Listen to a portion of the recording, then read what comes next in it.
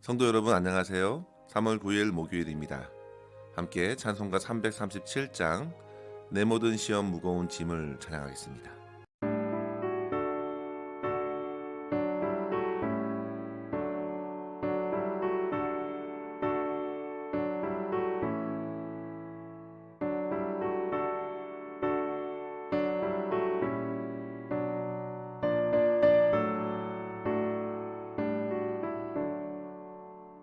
내 모든 시험 무거운 짐을 주 예수 앞에 아뢰이며 근심에 쌓인 날 돌아보사 내 근심 모두 맡으시네 무거운 짐을 나 홀로 지고 견디다 못해 쓰러질 때 불쌍히 여겨 구원해 주리 은혜의 주님 오직 예수 내 모든 괴로움 닥치는 말라 주 예수 앞에 아뢰이며 주께서 친히 날 구해 주사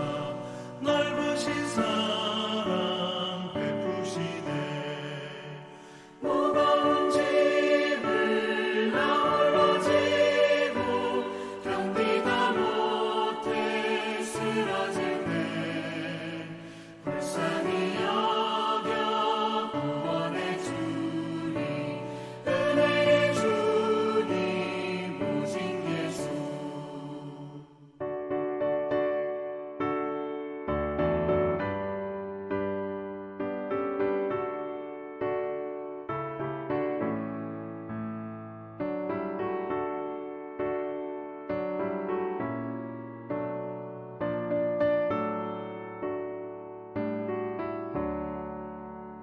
내 짐이 점점 무거워질 때 주 예수 앞에 아뢰이며 주께서 친히 날 구해 주사 내 대신 짐을 져주시네 무거운 짐을 나 홀로 지고 견디다 못해 쓰러질 때 불쌍히 여겨 구원해 주리 은혜의 주님 오직 예수 마음의 시험 무서운 죄를 주 예수 앞에 아뢰이며 예수는 나의 능력이 되사 세상을 이길 힘 주시네 무거운 짐을 나 홀로 지고 견디다 못해 쓰러질 때 불쌍히 여겨 구원해 주리 은혜의 주님 오직 예수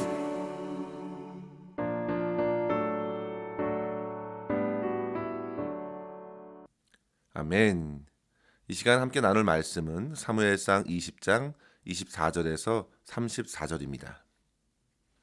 다윗이 들의 수문이라 초하루가 되매 왕이 앉아 음식을 먹을 때에 왕은 평시와 같이 벽 곁 자기 자리에 앉아 있고 요나단은 서 있고 아브넬은 사울 곁에 앉아 있고 다윗의 자리는 비었더라. 그러나 그날에는 사울이 아무 말도 하지 아니하였으니 이는 생각하기를 그에게 무슨 사고가 있어서 부정한가 보다 정령이 부정한가 보다 하였음이더니 이튿날 곧 그 달의 둘째 날에도 다윗의 자리가 여전히 비었으므로 사울이 그의 아들 요나단에게 묻되 이새의 아들이 어찌하여 어제와 오늘 식사에 나오지 아니하느냐 하니 요나단이 사울에게 대답하되 다윗이 내게 베들레헴으로 가기를 간청하여 이르되 원하건대 나에게 가게 하라. 우리 가족이 그 성읍에서 제사할 일이 있으므로 나의 형이 내게 오기를 명령하였으니 내가 내게 사랑을 받거든 내가 가서 내 형들을 보게 하라 하였으므로 그가 왕의 식사 자리에 오지 아니하였나이다 하니 사울이 요나단에게 화를 내며 그에게 이르되 패역 무도한 계집의 소생아 내가 이새의 아들을 택한 것이 내 수치와 내 어미의 벌거벗은 수치됨을 내가 어찌 알지 못하리야. 이새의 아들이 땅에 사는 동안은 너와 내 나라가 든든히 서지 못하리라. 그런즉 이제 사람을 보내어 그를 내게로 끌어오라. 그는 죽어야 할 자이니라 한지라. 요나단이 그의 아버지 사울에게 대답하여 이르되 그가 죽을 일이 무엇이니이까 무엇을 행하였나이까. 사울이 요나단에게 단창을 던져 죽이려 한지라. 요나단이 그의 아버지가 다윗을 죽이기로 결심한 줄을 알고 심히 노하여 식탁에서 떠나고 그달의 둘째 날에는 먹지 아니하였으니 이는 그의 아버지가 다윗을 욕되게 하였으므로 다윗을 위하여 슬퍼함이었더라. 아멘. 요나단은 다윗과의 언약을 다시금 든든히 맺고 아버지 사울의 본심을 분명히 확인하기 위해서 계획대로 행동을 옮겼습니다. 매월 초하루에 항상 함께하던 식사의 자리에 다윗의 자리가 비어있자 사울은 혹 그에게 무슨 사고가 있거나 부정한 일이 있어서 참석을 하지 못하였다 생각하고 지나갔지만 둘째 날에도 다윗이 참석하지 않자 요나단에게 물었죠.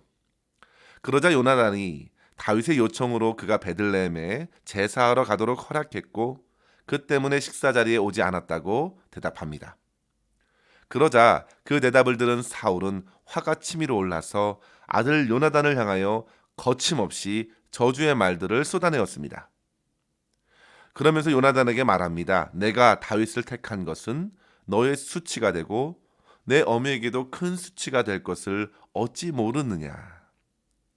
그가 이 땅에 사는 동안에는 너와 내 나라가 든든히 서지 못할 것이다. 그렇기 때문에 다윗은 반드시 죽어야 할 자라고 하였습니다. 그러자 요나단은 곧 다윗을 두둔하지요. 그가 무슨 죽은 일을 했습니까? 요나단은 끝까지 사울에게 항변하였습니다. 그렇게 아비의 뜻을 꺾으려는 요나단을 향해서 사울은 더욱 분을 참지 못하고 다윗에게 던졌던 단창을 요나단에게까지 던졌습니다. 요나단은 이로써 분명한 아버지의 마음을 알게 되었고 그날 모든 음식을 금하고 다윗을 위하여 슬퍼하였습니다. 성도 여러분, 사실 앞서 사무엘상 19장 앞부분에서도 다윗을 죽이라는 그 아버지의 명령을 듣고서 요나단이 아버지 사울에게 나아가 다윗을 향한 그 아버지의 마음을 가라앉혔죠. 당시에도 다윗을 칭찬하면서 그가 얼마나 자기 희생을 감수하고 이스라엘을 위해서 헌신했는지, 블레셋 사람과의 전쟁에서 이기면서 많은 업적을 이뤘는지를 말하자 사울이 여호와의 살아계심을 두고 맹세하였습니다. 다윗은 결코 죽임을 당치 아니할 것이라. 그런데 사울은 지금 자기가 했던 과거의 맹세를 한순간에 무너뜨렸고 다윗을 죽이고자 한 마음을 분명히 한 것입니다. 성도 여러분, 여기서 우리는 사울과 다윗 사이에 서 있는 요나단의 입장을 한번 생각해 보기를 원합니다. 그의 아비 사울은 다윗을 대적으로 삼고 그를 죽이려고 마음을 정했습니다.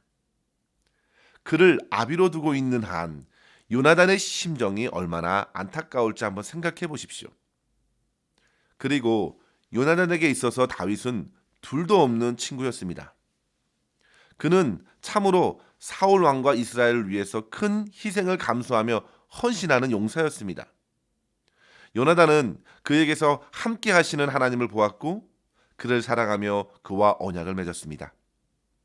그래서 지금 사울과 다윗 사이에서 슬퍼하고 있는 것입니다. 이러한 본문에서 드러난 요나단의 입장을 통해서 두 가지의 교훈을 이 시간 함께 생각하기를 원합니다.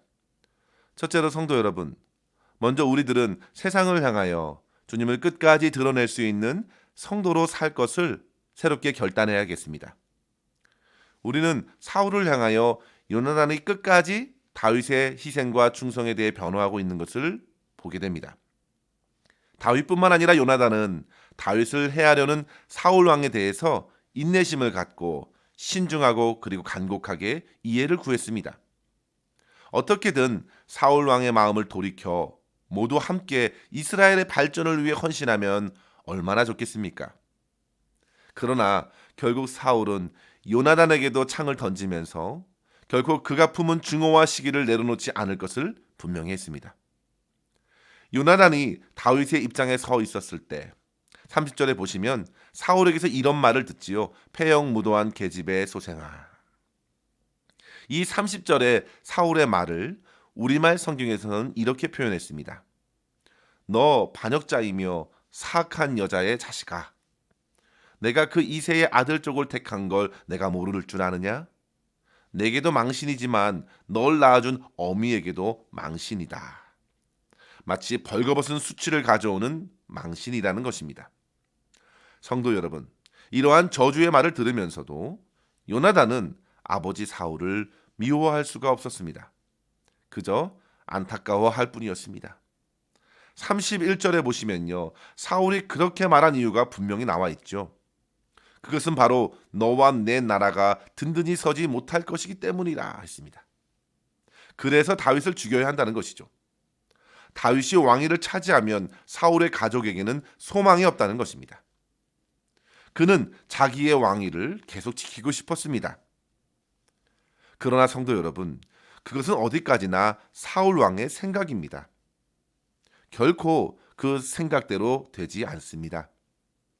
진정한 왕은 하나님께서 세우시기 때문입니다. 사실 사울의 왕권을 누가 주셨습니까? 하나님께서 그를 세우셨습니다.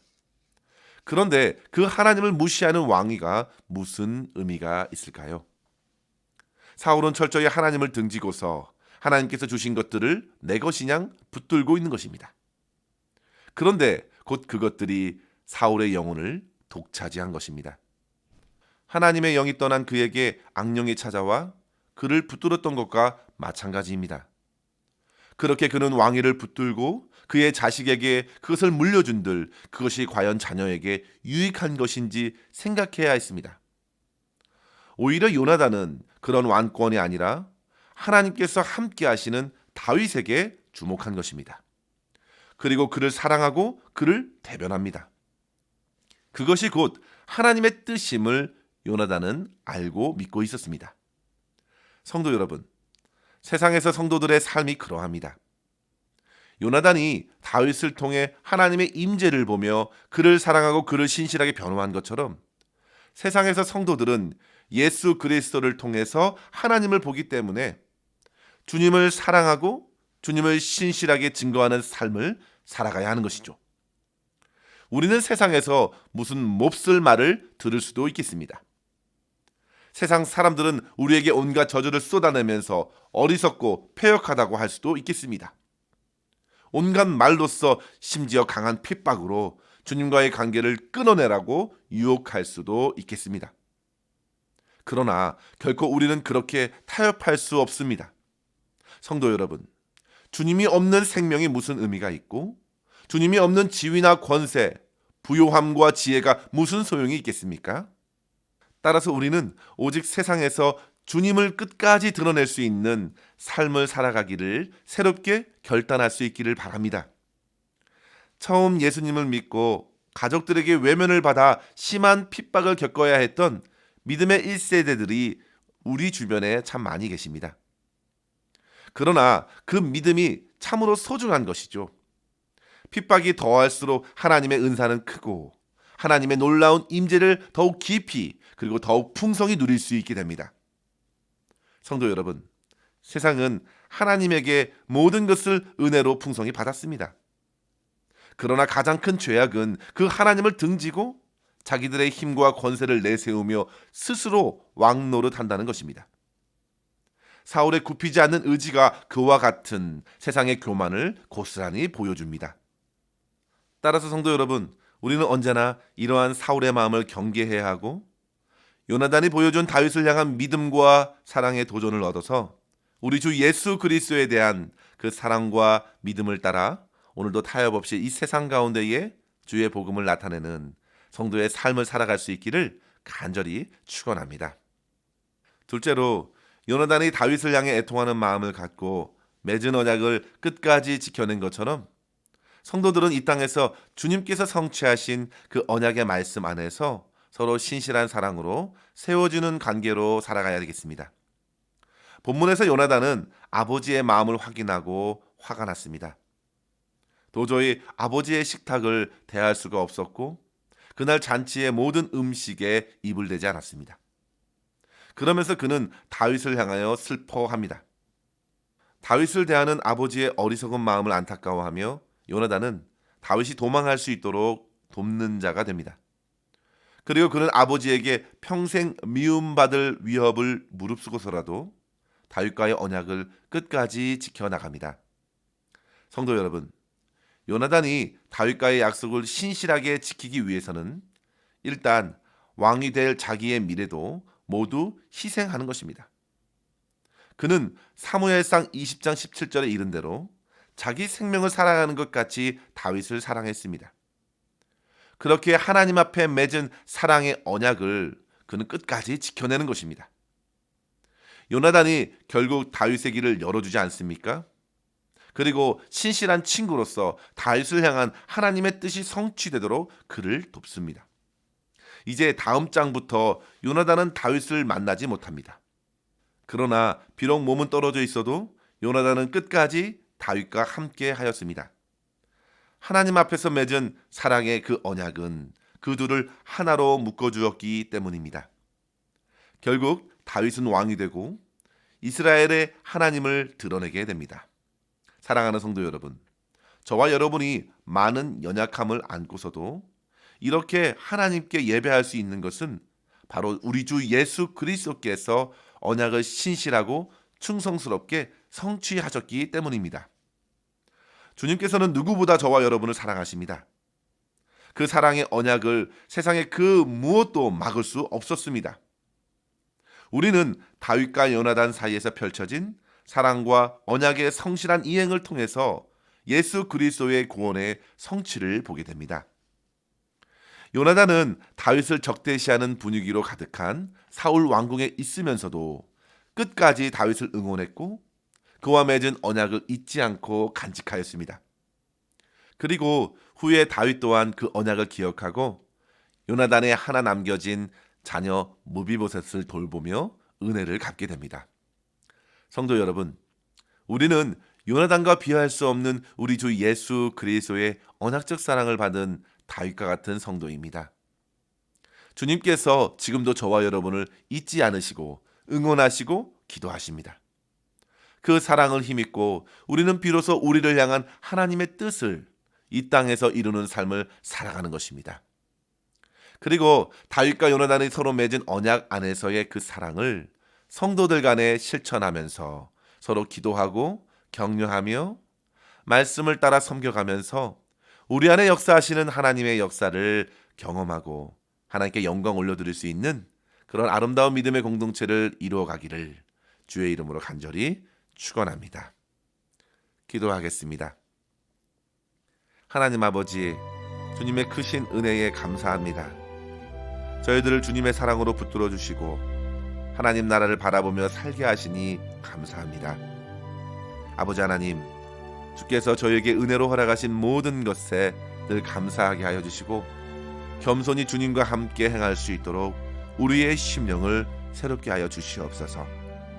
주님을 사랑하기에 세상에서 받는 고난과 미움, 모든 모욕들을 능히 참아내게 하시고 오히려 그 어두운 세상에서 빛 대신 주님을 밝힐 수 있는 담대한 믿음과 사랑을 더하여 주시옵소서. 주님께서 우리를 위해 성취하신 구속의 역사를 힘입어 세상을 두려워하지 말고 그리스도의 사랑으로 모든 이들을 기쁘게 섬길 수 있도록 인도하여 주시옵소서. 그리하여 주께서 저희를 향해 품으신 선하고 아름다운 뜻을 이루며 하나님께 영광 돌리게 하여 주시옵소서. 오늘도 우리의 모든 삶을 주님께 맡기옵고 감사드리며 예수님의 이름으로 기도하옵나이다. 아멘. 사랑하는 성도 여러분, 오늘도 주 안에서 승리하시기를 바랍니다. 감사합니다.